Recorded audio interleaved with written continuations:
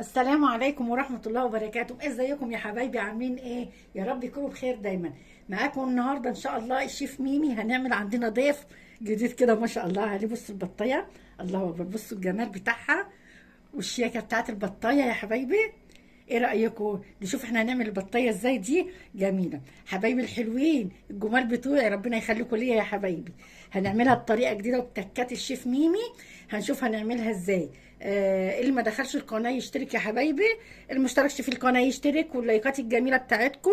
ونشوف هنعمل ازاي بالتكات الشيف ميمي. وتابعوني على الفيسبوك انستجرام والتيك توك يا حبايبي. هتلاقوا اكلاتي كلها على التيك توك انستجرام والفيسبوك. اكلاتي كلها على قد الايد، اقتصاديه وحاجات كده على قدنا يا حبايبي. ايه رايكم؟ يلا نشوف هنعمل الضيف الجميل ده ازاي. يلا يا حبايبي، يلا نقول بسم الله الرحمن الرحيم. انا معايا هنا الله اكبر، ده دكر بط مش بطايه صغيره، دكر بط بس كبير شويه. ومعايا هنا طماطميتين، يعني اتنين وسط كده او واحده كبيره، وبصلايه كبيره.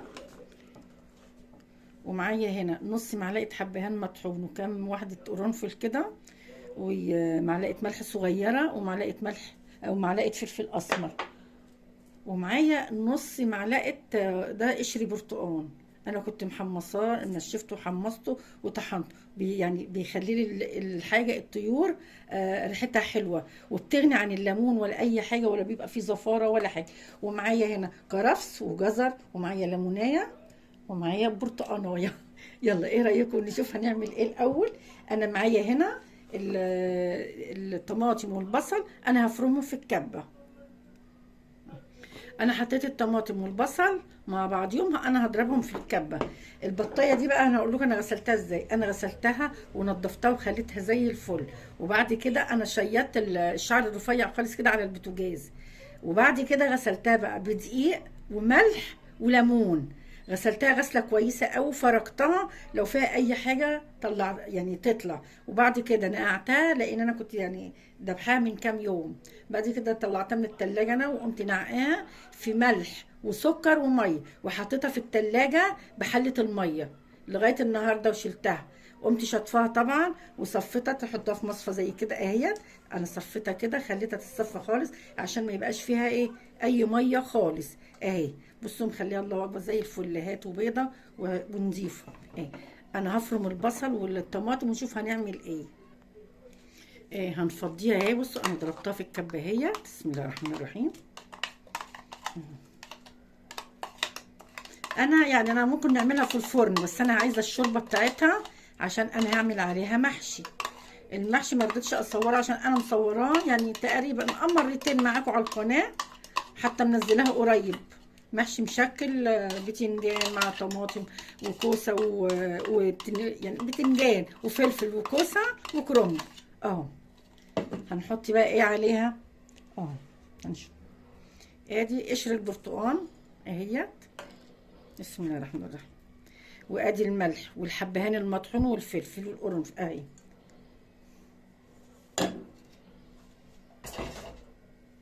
بسم الله الرحمن الرحيم.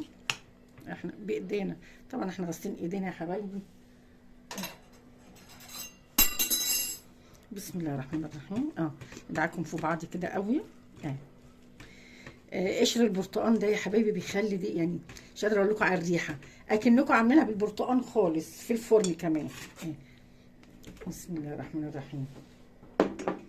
بصوا بقى من جوه كده الخلطه اهيت.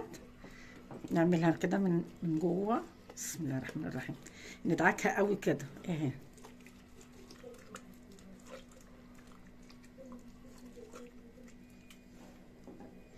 بسم الله الرحمن الرحيم. التتبيله ديت من المفروض يعني انها ايه تقعد مثلا ايه ساعه ساعتين، الوقت المناسب ليكم. بس انا عشان خاطر ان انا التصوير وهعمل محشي، فهضطر ان انا ايه هعملها على طول مش هسيبها. لكن لما تسيبوها شويه بالتتبيله، يا جمال ويا جمال، ومش قادره اقول لكم على الريحه والطعم هتبقى عامله ازاي اهي. بس انا ممكن يعني عقبال ما اخدها حتى اسيبها شويه، يعني ايه قيمه نص ساعه كده اهي. كل بقى الخلطه دي كلها كده اهيت. نحطها هنا كده دي كده. والجناح والرقبه برضو هعملهم كده. بسم الله الرحمن الرحيم.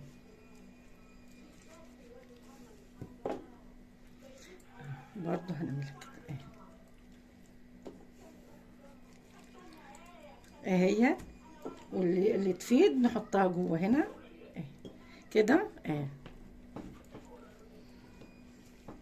هنعمل ايه بقى كده؟ بصوا انا هحط طبعا الجزر والكرفس انا هحطه في الشرب، بس انا هحط دي واحده وواحده كده هنا كده، وديت شوف بقى البرتقانيه دي كده بالشوكه كده بسم الله الرحمن الرحيم. هنغرزها كده بالشوكه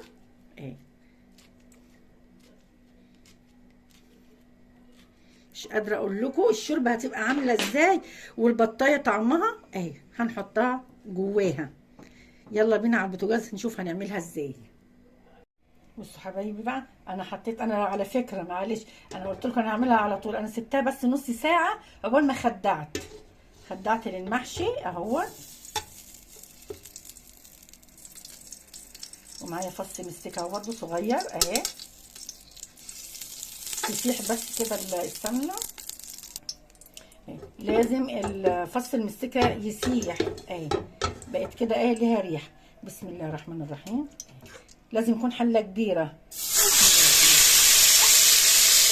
ده حطيناها على صدرها الاول، هنديها صدمه بس احنا مش هنحمرها، بس هتاخد صدمه عشان الطعم يبقى فيها. انا مش قادره اقول لكم على الجمال ده، انا ثاني مره اعملها بالطريقه ديت قلت مش هعملها الا كده على طول ونحط الرقبه ده جنبيها والاجنحه هتاخد بس طعم بعض كله كده اهو مع بعض انا بس مش هحمرها. بسم الله الرحمن الرحيم. نعملها على الجنب كده شويه على جنبها.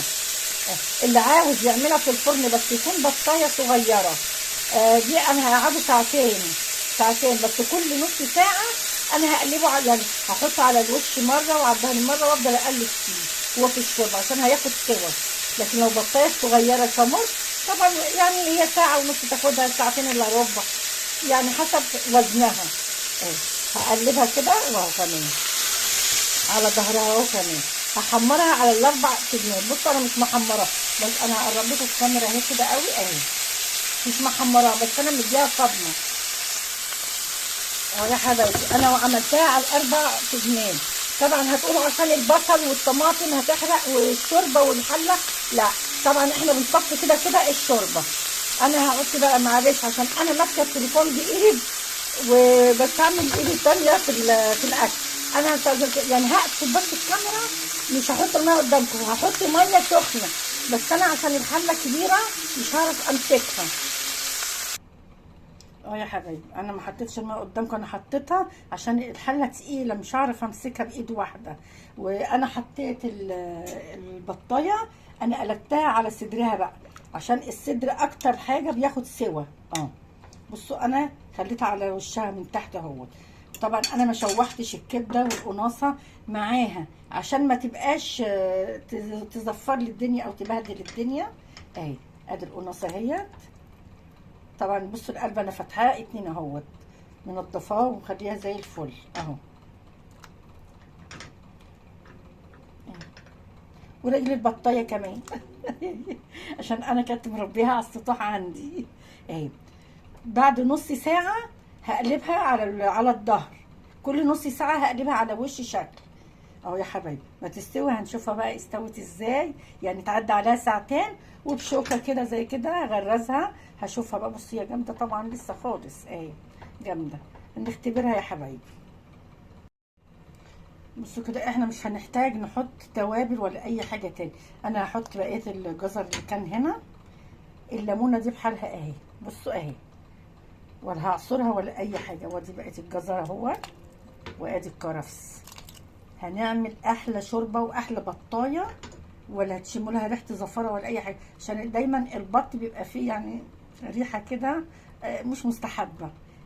الليمونه تمنع اي زفره، حتى البرتقال لو ما حطيتش الليمونه بلاش برضه مش مشكله. البرتقانه وريحه البرتقال اللي انا حطاها البودره هتخليها ريحتها جميله جدا اهيت. الملح مش هنحطه دلوقتي خالص الا بعد ما تيجي تخش على السوا اهي يا حبايبي. والميه انا حطاها ميه سخنه، اي طيور اي لحمه لازم ميه سخنه يا حبايبي اهي كده. نغطيها بقى وبعد نص ساعه نبص عليها.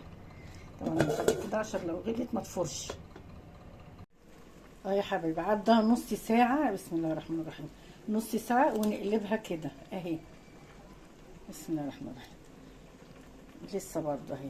كل نص ساعه هقلبها على وشها على ظهرها.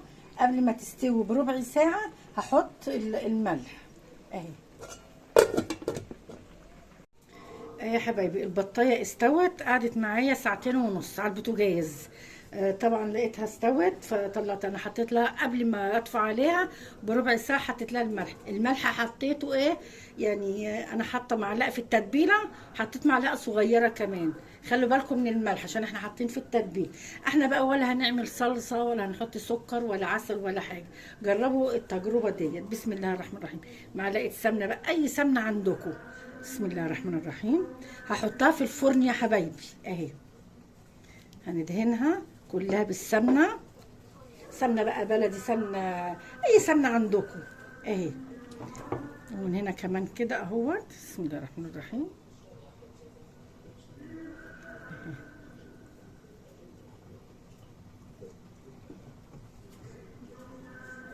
بسم الله الرحمن الرحيم اهي.